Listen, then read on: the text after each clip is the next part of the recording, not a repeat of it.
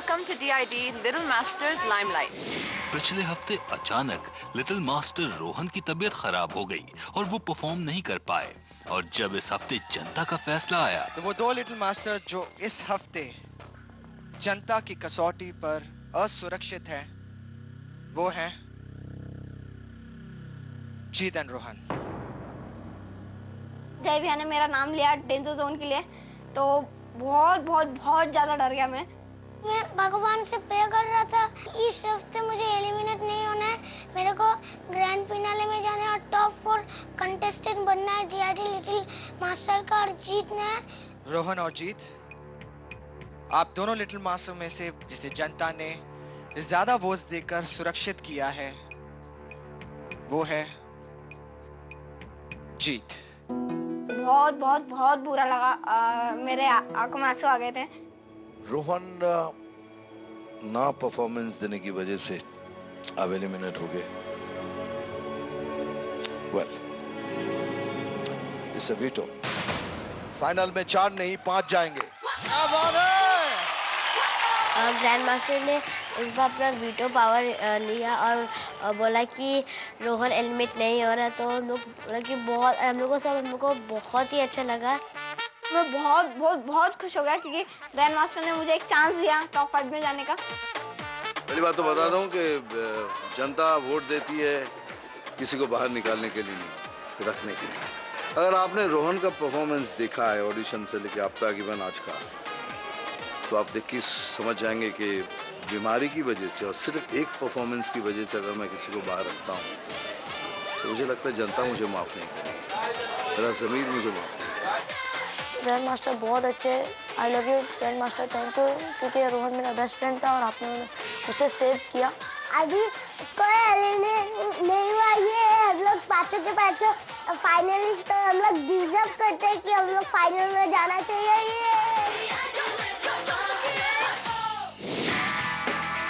अगले हफ्ते यानी 12 अगस्त रविवार को होने वाला है ग्रैंड फिनाले। लिटिल मास्टर्स हो या स्किपर्स, सभी के लिए अब तक की ये जर्नी कई सारी यादें समेटे हुए है। DID लिटिल मास्टर्स के मेगा ऑडिशन में जब मेरे 5 बच्चे आए थे मेरे पास, उनमें से सबसे छोटा और सबसे एनर्जेटिक बच्चा था ओम।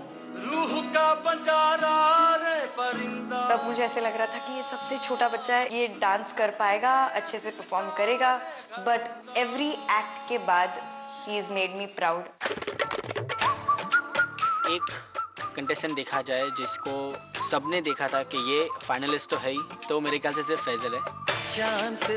फैजल से मुझे बहुत सारी चीज़ें सीखने को मिली है। सबसे पहली चीज़ तो उसका कॉन्फिडेंस।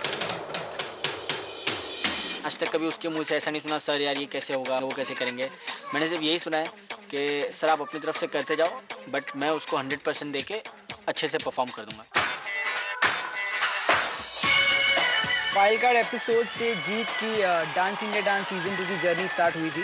पहला परफॉर्मेंस माइकल जैक्सन का बहुत यादगार रहा है, बहुत लोगों ने इसे पसंद किया है। मेरा जूता है जापानी, ये पतलून इंग्लिस्तानी। पहले जब आया था तो थोड़ा कंजर्वेटिव था, अभी एकदम ओपन है कि सब कुछ करना है, सामने से कहता है कि मैं ये करना चाहता हूँ, मैं वो करना चाहता हूँ।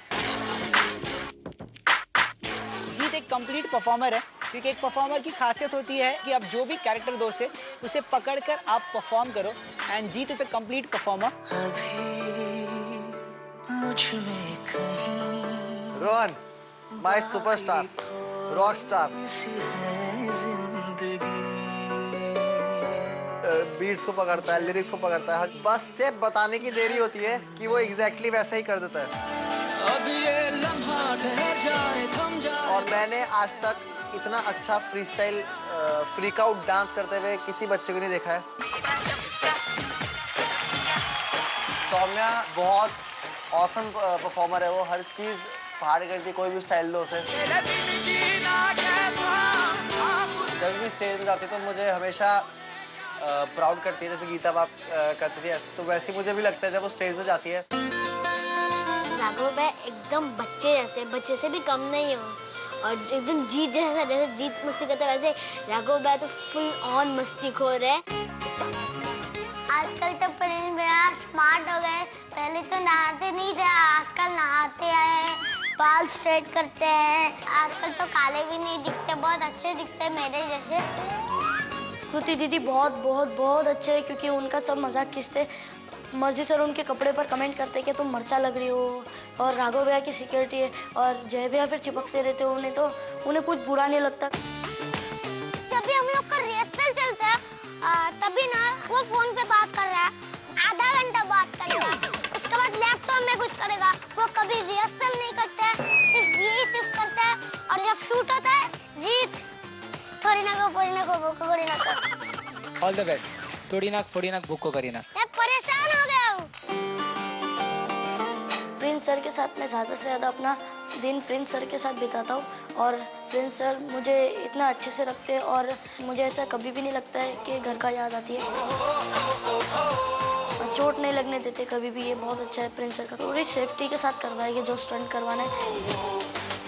मैं राघव भैया को बहुत थैंक्स बोलना चाहता हूँ कि उन्होंने मुझे इस तरीके से ट्रेन किया और यहाँ तक टॉप 5 तक पहुँचाया। मुझे बहुत अच्छा लगता है कि सब मुझे उनके नाम से जानते हैं, राघव की वजह से ही। अगर नीरव भैया नहीं होते इधर तो मैं ये DID लिटिल मास्टर में टॉप 5 में नहीं शामिल होता। तो नीरव भैया को मैं थैंक यू बोलना चाहता हूँ। अगर मैं राघव भाई की टीम में ना होती तो आई थिंक मैं टॉप 5 में नहीं रह पाती। मैं राघव भाई को थैंक यू बोलना चाहती हूँ, क्योंकि उनकी वजह से मैं इतना सारा स्टाइल सीख पाई। थैंक गॉड, मैं लकी हूँ कि मैं राघव भाई की टीम में आई। कृति दीदी बहुत अच्छी है और बहुत प्यार करती है, मम्मी जैसे प्यार करती है, और थोड़ा थोड़ा डांटती है भी, डांस क्लियर नहीं उनसे, तो प्यार बहुत करती है कृति दीदी। चारों स्किपर तो डांस के बाप के भी बड़े बाप है। बहुत अच्छा, बहुत बहुत क्या बोले, कुछ भी वर्ड्स नहीं है उनके चारों स्किपर के लिए। हमारे चारों स्किपर बेस्ट डांसर है वर्ल्ड के, उनके जैसा कोई नहीं, और उनके वजह से DID लिटिल मास्टर चलता है। मेरे डांसिंग करियर की शुरुआत हुई थी DID सीज़न 1 से, और अब मैं DID लिटिल मास्टर सीज़न 2 में एज अ स्किपर हूँ। पहले मैं एक कंटेस्टेंट था, तो मैं सिर्फ अपने बारे में सोचता था कि मुझे क्या परफॉर्म करना है, मुझे कैसा दिखना चाहिए स्टेज पे, मैं क्या परफॉर्म करूँगा तो लोगों को अच्छा लगेगा। बट अब जब मैं एक स्किपर बन चुका हूँ तो मेरे ऊपर और जिम्मेदारियाँ आ गई है। मुझे अपने बारे में नहीं, अपने बच्चों के बारे में ज़्यादा सोचना पड़ता है। मेरा ये जो जर्नी था कंटेस्टेंट से स्किपर का, वो बहुत ही अच्छा रहा, और मुझे बहुत कुछ सीखने को मिला इस जर्नी में। जब मैं DID सीज़न 1 में एज अ कंटेस्टेंट था, मैं फिनाले तक नहीं पहुंच पाया था। फिनाले के एक एपिसोड पहले मैं एलिमिनेट हो गया था। इस बार लिटिल मास्टर्स में मेरे बच्चे मुझे फिनाले तक लेके गए। मुझे फैजल की वजह से DID लिटिल मास्टर्स सीज़न 2 के फिनाले में खड़े होने का मौका मिला है। तो स्किपर बन के मैं बहुत ही प्राउड फील करता हूँ, अपने बच्चों के लिए भी और अपने आप के लिए भी, कि मैं स्किपर बना तो मुझे फिनाले देखने का मौका मिला, और मेरा स्किपर बनने का जो सपना था वो भी पूरा हुआ, और फिनाले में जाने का सपना। और अब आइए जानते हैं कि इस मंच पर होने वाले हर एक परफॉर्मेंस को यादगार बनाने के लिए हमारे स्किपर्स और उनके साथी कोरियोग्राफर्स को कितने पापड़ बेलने पड़ते हैं। बहुत ही डिफिकल्ट प्रोसेस है ये, किसी एक कंटेस्टेंट को पेश करना स्टेज पर। मैं चाहती हूँ कि लोग जाने कि कितनी मेहनत होती है एक कंटेस्टेंट को एक 2.5 मिनट का एक्ट प्रिपेयर करने के लिए। आज मैं आपको प्रोसेस बताने वाला हूँ कि जो हम परफॉर्मेंस देते हैं उसके पहले क्या क्या प्रोसेस होती है। सबसे पहले तो राघव भैया सॉन्ग डिसाइड करते हैं कि कौन सा सॉन्ग लेने वाले हैं। फिर एडिट, हमारा गाना एडिट होता है। एडिट में फिर जैसे साउंड डालना हो कुछ,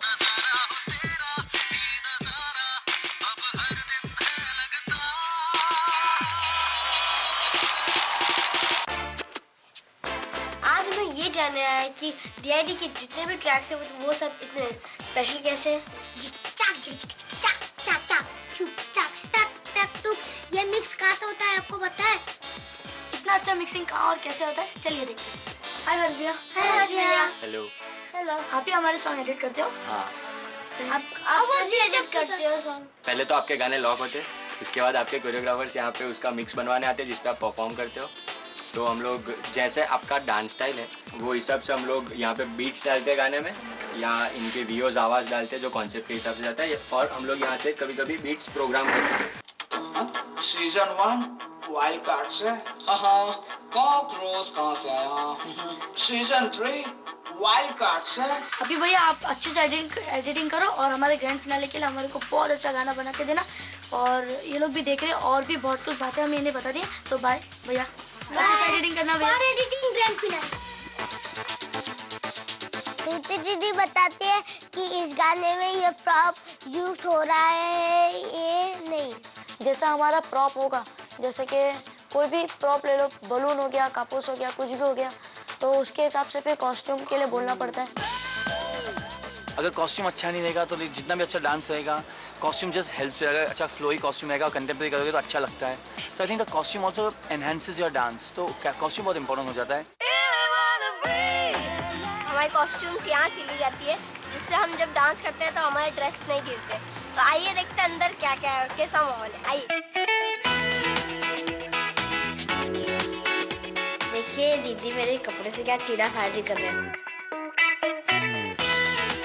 सब जो कंटेस्टेंट हैं उनको सजाया संवारा जाता है, कपड़े सब यहीं आते हैं और जितने भी इनको खूबसूरत दिखाने का जितना भी जिम्मा होता है सब यहीं से होता है।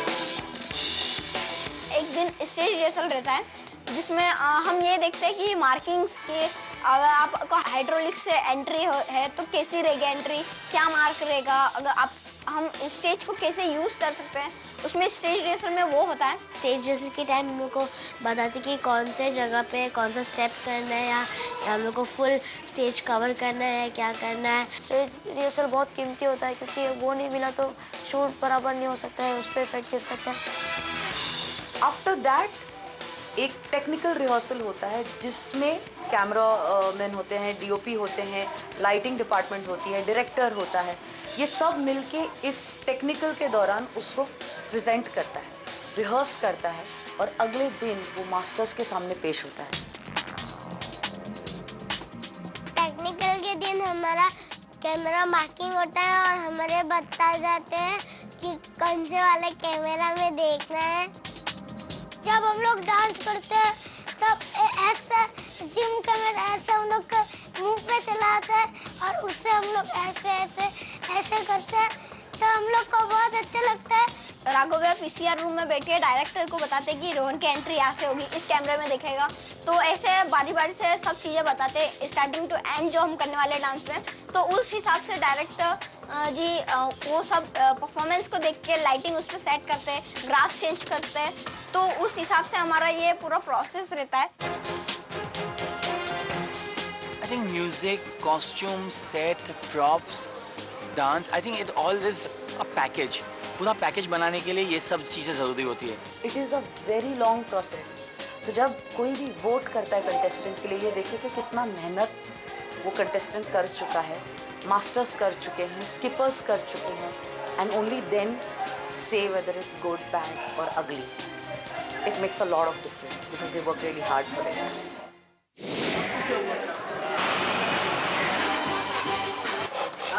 जीएलएल टेप लेके आ। अरे उधर साहब जाओ क्या भाई अरे भाई जीएलएल अरे उधर जाओ क्या भाई अरे भाई जीएलएल जाओ भाई। आज मैं अभी बाहर गया था तो मैंने देखा सेट पे कुछ ज़्यादा ही मस्ती चल, सब एक्चुअली मस्ती ज़्यादा, सब टेंशन सब यहाँ वहाँ भाग दो चल रही। मैं बोला क्या हो गया भैया, तो पता चला सलमान और कतरीना। मैं बोला हाँ क्यों नहीं, इसके लिए इतनी सारी भाग दो होती, हमारी तो होती नहीं है। सलमान भाई आने वाले हैं, सो रीटेक का कोई चांस नहीं है, सब कुछ एकदम परफेक्ट होना चाहिए। सलमान खान आ रहे हैं तो हम उनकी एंट्री प्लान कर रहे हैं कि वो कैसे आ सकते हैं। भाई आता है तो सबका फुल पावर एंटरटेनमेंट होता है, तो we just preparing for that. सबको बहुत टेंशन है, काम बहुत पेंडिंग है, पता नहीं आज होने वाला है कि नहीं, कितने बैकअप होगा, बैंड बजने वाली है आज। हर तरफ मस्ती का माहौल है, डोले शोले दिखाए जा रहे हैं। भाई सलमान जो आ रहे हैं ये सब तो होना ही है। सलमान का नाम क्या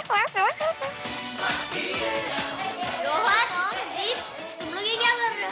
अरे देखो नहीं पता सलमान खान आ रहा है। क्या सलमान खान आ रहा है? सलमान खान आ रहा है, बहुत खुश हूँ। सलमान भैया जो है वो बहुत हैंडसम है और मैं उनकी बहुत बड़ी फैन हूँ।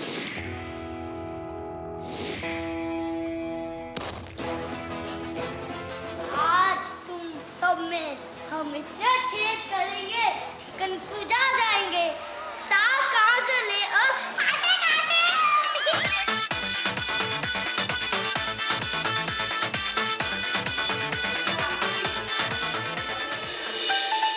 सलमान भैया तो आ ही रहे, लेकिन उनके साथ में कटरीना दीदी भी आ रहे, जो मैं उनका बहुत बड़ा फैन हूँ। कटरीना दीदी आ रहे हैं, क्या बात है? वो बहुत ही सुंदर है और वो एक मॉडल भी है, तो आज जब मैं उनके साथ मिलूंगी तो मैं उनके साथ कुछ टिप्स भी लूँगी कि मॉडल कैसे बनते हैं और कैसे क्या क्या करना पड़ता है।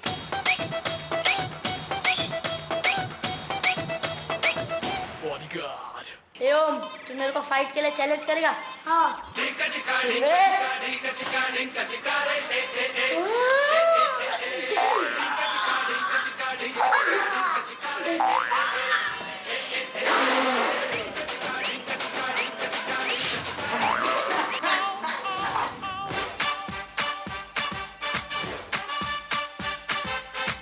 भैया मुझे आपसे एक बात पूछनी है, आप शादी कब करोगे? अगर आपको शादी करना तो मुझसे करोगे? सुपरस्टार सलमान खान DID परिवार के एक बहुत ही खास मेंबर रहे हैं और ये मेंबर जब भी मंच पर आए हैं मस्ती की लहर दौड़ गई है। सलमान भाई जब भी आते तो सबके साथ बहुत मस्ती करते हैं और किसी को भी नहीं छोड़ते और मस्त टाइम पास करते हैं।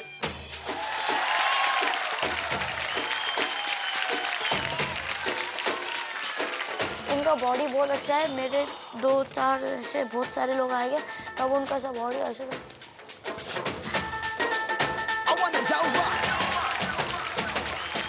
लिटिल मास्टर में सीजन 1 में जो बच्चा था उनका सलमान भैया का शर्ट निकाले थे और बॉडी दिखा रहे थे, इसलिए क्योंकि उनका बॉडी बहुत मस्त है। मैं तो सलमान भैया को इस बार ऐसा चैलेंज कराऊं कि वो हार जाए। मेरे को उनसे मिलना है और वो जो सीजन 1 में वो क्या पट्टी वाला ऐसे डांस करे थे, उसको मैं चैलेंज दूंगा कि आप भी मेरे साथ करो। कौन हारेगा और कौन जीतेगा ये देखेंगे। जाए जाए जाए जाए एक बार जो जाए जवानी फिर ना आए, जवानी फिर ना आए। सलमान भैया बहुत ही अच्छा गाना गाते हैं और वो DID लिटिल मास्टर सीजन 1 में भी पपिया के साथ में गाना गाए थे 100 दर्द है पर। 100 दर्द है 100 राहतें सब मिला दिल नशी एक तू ही नहीं।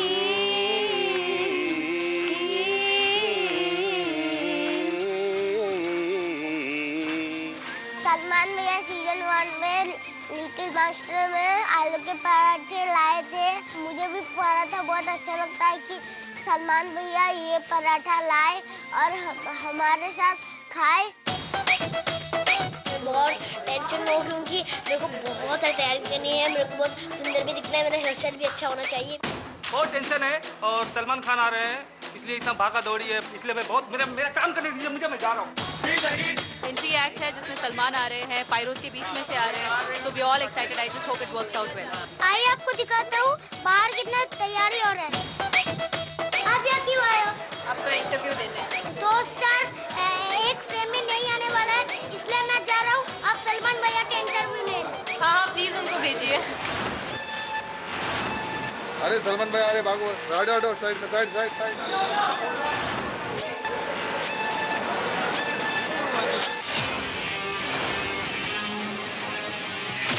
बोलते जंगल में एक ही शेर होता है और यहाँ पे भी एक ही है। सलमान आ रहे। ओके नाउ गो।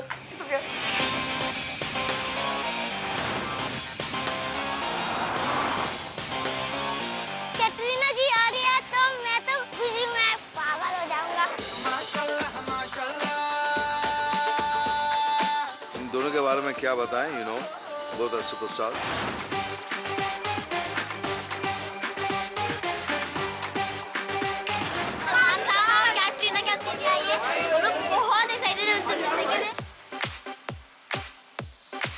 देश के सबसे बड़े सुपरस्टार डांस के सबसे बड़े मंच पर आ चुके हैं। अपनी जिंदा दिली को लेकर मशहूर सुपरस्टार सलमान खान को देखकर तो ऐसा लग रहा है मानो मस्ती और धमाल का एक अनदेखा रोमांचक सिलसिला बस शुरू होने वाला है।